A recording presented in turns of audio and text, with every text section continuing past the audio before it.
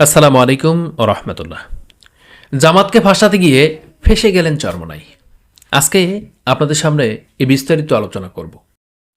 যে উদারতা দেখিয়েছেন জামাত ইসলামী, যে উদারপন্থী রাজনীতি করেন জামাত ইসলামী, তাদের সাথে যে সহানুভূতি, তাদের সাথে যে উদারতা, যোগাযোগ এবং মানুষের সহানুভূতি নিয়ে যেভাবে জামাত ইসলামী এগোচ্ছিলেন, আজকে সেই কথাই আপনাদেরকে জানাবো।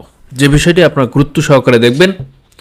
ইতিমধ্যে আমরা অনেকেই জানতে পেরেছি যে আবারও জামাত ইসলামের জোটে ফেরার জন্য চরমোনায় বিভিন্ন রকম আলোচনা, সমালোচনা এবং যোগাযোগ করার জন্য বিভিন্ন নেতাকর্মীরা লেগে গেছেন।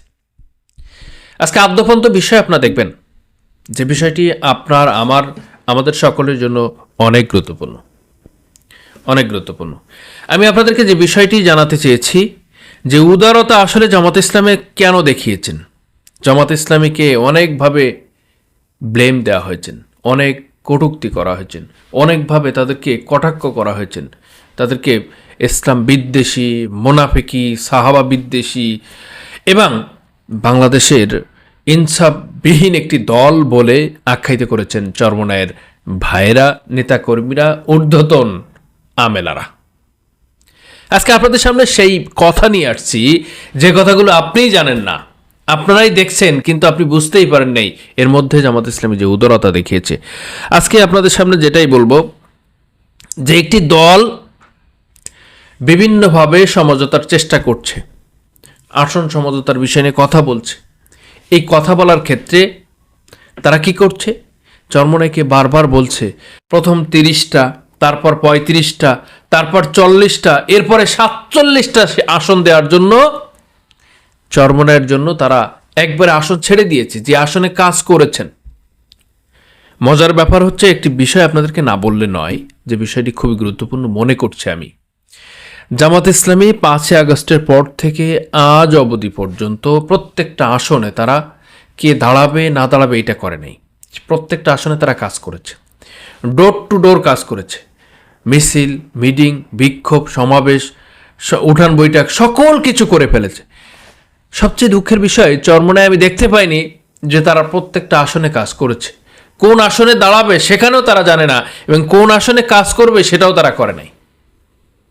তাহলে তাদের প্ল্যান, পরিকল্পনা কি, বাস্তবতা কি? অবস্থার নিরীক্ষে আপনি কাকে বলবেন তারা কোন মাঠটাতে কাজ করেছে? আপনি বলেন আপনার এলাকায়, আপনি যদি প্রবাসে থেকে থাকেন আপনি খোঁজ নিয়ে দেখেন, আপনি যদি দেশে থাকেন আপনি একটু খোঁজ করে দেখেন, আপনি বুদ্ধি খাটান, আপনি চোখ মেলান, আপনি এলাকার অবস্থাকে দেখেন, কোথায় কাজ করছে না করছে, চরমোনায় কাজ করছে নাকি জামাত ইসলামী কাজ করছে, এই বিষয়গুলো দেখেন। জামাত ইসলামী কোন আসনে দাঁড়ালো না দাঁড়ালো এইটা না, তাদের কাজ হচ্ছে সমগ্র বাংলাদেশ নিয়ে কাজ করছেন, সামগ্রিকভাবে কাজ করছেন, শহীদদের নিয়ে কাজ করছেন, গাজীদের নিয়ে কাজ করছেন, অসুস্থদের নিয়ে কাজ করছেন, যারা প্রতিবন্ধী হয়ে গেছেন তাদের নিয়ে কাজ করছেন, সামাজিক কাজ করছেন, মানবিক কাজ করছেন, সকল কাজেই তারা সবার আগে।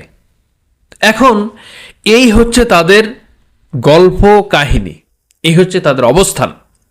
এখানে চরমোনাইয়ের অনেক ভাই বলছে জামাত ইসলামী দাড়িপাল্লা নিচ্ছে, দাড়িপাল্লা প্রতীক, কিন্তু তারা নিজেরাই ইনসাফ করছে না। তাহলে চরমোনাইকে কিভাবে ইনসাফ করবে, দেশকে কিভাবে ইনসাফ দেখাবে? এটা একটা মারাত্মক মিথ্যা প্রোপাগান্ডা। আপনাকে চিন্তা করতে হবে। আপনি একসাথে জোট করেছেন বলে আপনাকে 10টা, ওকে 10টা, ওকে 10টা, ওকে 10টা, সকলকে যদি 10টা 10টা করে দেওয়া হয়, তাহলে সকলকে তো উঠে আসতে হবে, সকলকে তো পাশ করতে হবে, অবস্থান নিরীক্ষণ তো করতে হবে। আপনি মাঠে কাজ করবেন না, ময়দানে কাজ করবেন না, আপনার পিছনে জামাত ইসলামী টাকা দিবে, অর্থ দিবে, সময় দিবে, পরিশ্রম দিবে, সব কিছু দিয়ে আপনাকে পাশ করে নিয়ে আসবে, তারপরেও জামাত উদারপন্থী হলো না কি করে? এখন আসুন আমি আপনাদেরকে বিস্তারিত জানাই। আপনার একটা আসন দেখছেন, একটা স্টেজ দেখছেন, স্টেজে ঐক্যবদ্ধ বাংলাদেশ একটি ব্যানার দেওয়া হয়েছে, 11 দলীয় জোটের আসন সমঝোতা বন্টন নিয়ে একটা আলোচনা বা প্রেস ব্রিফিং হওয়ার একটা স্টেজ আপনারা দেখছেন, ডায়াস দেখতে পাচ্ছেন।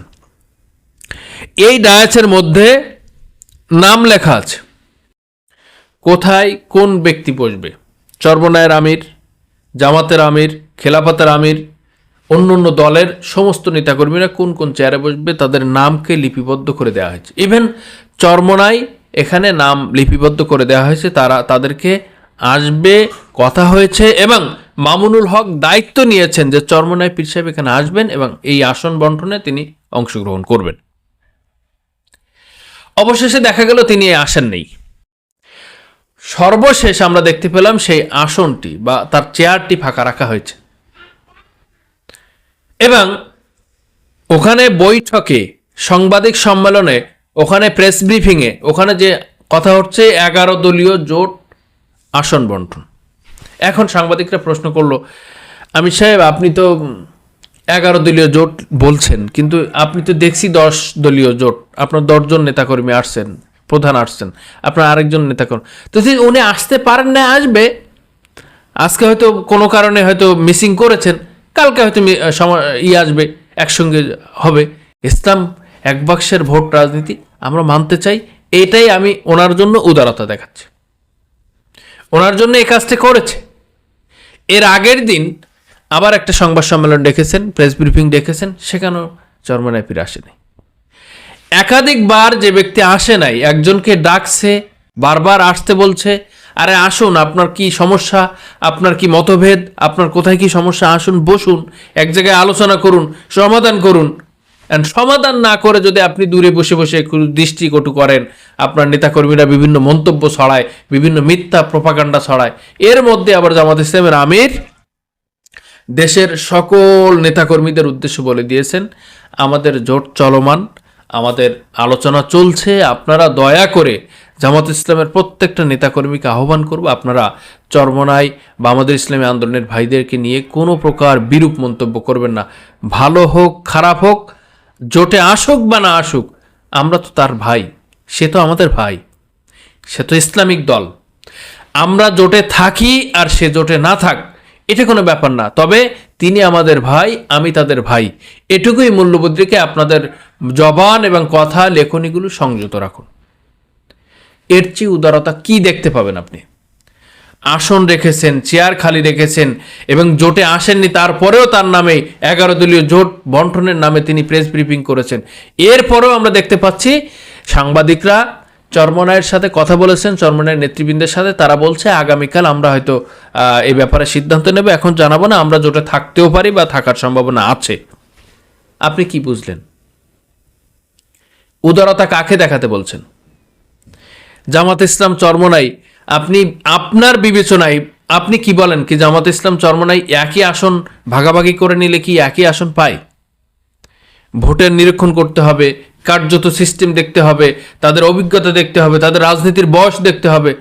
জামাত ইসলাম 84 বছর ধরে রাজনীতি করছে, আর চরমনায় মাত্র কয়েকদিন ধরে রাজনীতি করছে। এরপরে জামাত ইসলামী বিভিন্ন দেশ ঘুরে, বাংলাদেশের বিশ্বের প্রায় সবকটি দেশ তাদের নখে দর্পণে করে ফেলেছেন। ব্যবসা বাণিজ্য, দেশের ইম্পোর্ট এক্সপোর্টের ব্যবসা করার জন্য, দেশকে উন্নয়ন করার জন্য চরমনায় কয়টা দেশের সাথে বৈঠক করেছেন, চরমনায় কয়টা জায়গাতে আসনে কাজ করেছেন, কয়টা মাঠ পর্যায়ে তারা কাজ করছেন। এই সকল বিষয় নিয়ে যদি নিরীক্ষণ করেন, তাদের যে আসনটা 47টা আসন দিয়েছে, 47টা বা 50টা আসনই ধরেন আপনি, এর চেয়ে কি বড় পাওয়া হতে পারে? সমস্যা হচ্ছে তাদেরকে ওই অন্য জায়গা থেকে একটা করা হচ্ছে, সুইচ চাপ দেওয়া হচ্ছে, এই সুইচে বলা হচ্ছে আপনারা জোটে আসবেন না, আপনাদেরকে জোটে যেতে দেওয়া যাবে না, আপনারা এই জোটে আসলে পস্তাবেন। বিভিন্নভাবে একটা এজেন্সি তাদেরকে দূরে সরিয়ে রেখেছেন এবং বড় একটি দলের কপ্পরে পড়ে এই কাজটি করেছেন। এখন চরমনায় তো 143টা আসনে পাশ করে গিয়েছে, আর বাকি হয়তো কিছু আসনে পাশ করতে পারলে তারা তো সরকার গঠন করতে পারবে। আলহামদুলিল্লাহ, তারা আসলেও আলহামদুলিল্লাহ, জামাত আসলেও আলহামদুলিল্লাহ, কারণ ইসলামিক দল আসুক সমস্যা নেই, কিন্তু ঐক্যবদ্ধ, ওয়াতাসিমু বিহাবলিল্লাহি জামিয়া ওয়ালা তাফাররাকু, আল্লাহর রজ্জুকে একসাথে বা ঐক্যবদ্ধভাবে আঁকড়ে ধরে তোমরা সংঘবদ্ধভাবে কাজ করার ঘোষণা আল্লাহর, সেটা থেকে চরমনায় চলে গেল। জাতি দেখছিল যে একটি সম্ভাবনাময় সুযোগ আসছে, ইসলামপন্থীর এক হয়েছেন, আমরাও এক বাক্সে ভোট দিব। এখন এই ভাঙন সৃষ্টি করে চরমনাইকে চলে গেল, আর 10টা দল একসাথে থাকলো, চরমনাই একা এত ভালো হয়ে গেল। আপনি আপনার বাস বিচার আপনার কাছ থেকে আমরা শুনতে চাই। দেখা হবে আগামী ভিডিওতে। আসসালামু আলাইকুম ওয়া রাহমাতুল্লাহি ওয়া বারাকাতুহু।